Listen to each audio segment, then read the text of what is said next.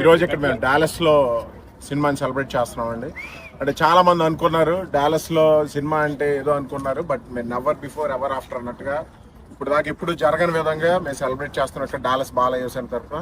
and at the same point చాలా మందికి మేము చెప్పాలనుకునేది ఒకటే, బాలయ్య సినిమా ఆగిపోయింది అంటే ఇంకేదో అయిపోయింది అనుకున్నారు, కానీ దానికన్నా ఎక్కువ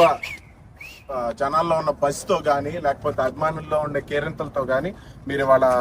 ఇవాళ సినిమా ఒక విజయాన్ని ఎలా ఉంది అనేది జనాల వైపు సెలబ్రేట్